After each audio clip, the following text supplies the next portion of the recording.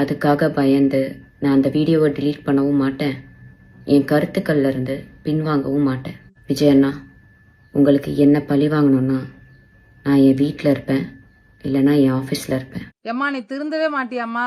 அதான் உன் ஆசைப்படி எல்லா சேனல்லையும் உன் மூஞ்சி தானம்மா. எப்படியோ விஜய் அண்ணாவை புடிச்சு நீ இப்போ ட்ரெண்டிங்ல இருக்க. அவருக்கு நன்றி சொல்லு. திராணி இல்ல எனக்கு திராணி. அதுவும் கல்யாணம் ஆன புது பொண்ணு.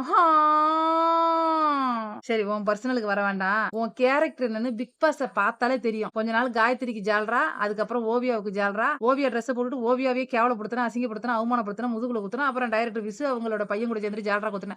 ஓவியா கிட்ட அற வாங்கின பத்தாது. உடனே நீ வந்து ஸ்டாலின் ஐயாவுக்கு வந்து நீ எதிர்ப்பா பேசுற. திருவாரூர் பக்கத்துல மயிலாடுதுறை எங்க ஏரியாவே ஸ்டாலின் ஐயாவுக்கு தான் ஓட்டி போடும். கருணாநிதி ஐயாவுக்கு அப்பையில இருந்தே. சரிங்களா? யாரும் உங்க எதிரி எல்லாம் கிடையாது. அவரு நியாயத்தை பேசணும். விஜய் அவர்கள் தவறு செஞ்சாருன்னா சாமானிய மக்கள், பாமர மக்கள் ஒரு பூ வியாபாரி போய் கேட்கட்டும், நீ ஏன் ஜல்லிக்கட்டை பத்தி இப்படி பேசுறேன்னு. அவருக்கு ஆழம் ஆடுங்கிறது போல ஜல்லிக்கட்டுன்னு டங்கு ஸ்லிப் ஆயிட்டு.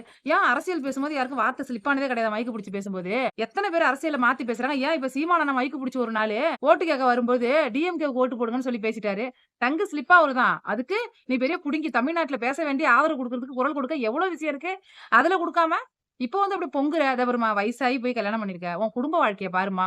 விஜய் வந்து மிரட்டினாரு. எப்ப மிரட்டினாரு? அவ்வளவு கேவலமான ஆள் கிடையாது. நீ உனக்கு அவ்வளவு ஒத்து எல்லாம் கிடையாது. ஒத்து ஒத்து விஜய் அவங்களோட ரசிகர்கள் பேசுறதுக்கு அவர் என்ன பண்ணுவாரு? அவர் வந்து ஏமா நாட்டுக்கு ஒருத்தர் மட்டும் தான் நல்லது செய்யணுமா? வேற ஒருத்தவங்களுக்கு நல்லது செய்யணுங்கிற எண்ணம் வரக்கூடாதா? விஜயகாந்த் ஐயா இறந்து போனா அப்படிதான் ஒரு முறை முதலமைச்சர் இருக்க கூடாதா?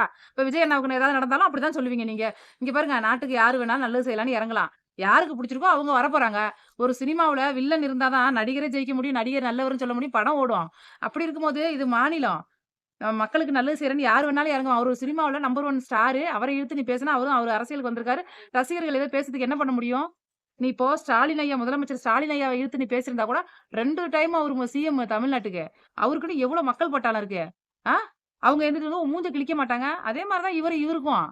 நீ வந்து ஒரு பெரிய இடத்துல உள்ளவங்கள இழுத்து பேசி ட்ரெண்டிங் ஆகும்னு பேசி நீ வார்த்தைய விட்டுருவ. ஜல்லிக்கட்டு காளைய நீ தான் உருவாக்குன மாரி, ஜல்லிக்கட்டு காளையில ஒரு முறையும் போட்டியிடும்போது உன் கால்ல விழுந்து ஆசீர்வாதம் வாங்கிட்டு போய் ஜல்லிக்கட்டு வைக்கிற மாரியும், ஜல்லிக்கட்டு காளை பக்கத்துல நின்னு இருக்கியா முதல்ல? அப்படியே வாரி நக்கிட்டு போடுவோம் உன்ன. ஜல்லிக்கட்டு காளை நீ உருவாக்குன மாரிலாம் பேசாத. உனக்கு அவ்வளவு ஒர்த் கிடையாது. ஜல்லிக்கட்டுக்கு எவ்வளவு பேர் போறானாங்க கருமம். வீர தமிழச்சின்னு உனக்கு எவன் வச்சானோ அவன் மூஞ்சில குத்தணும் ஃபர்ஸ்ட்.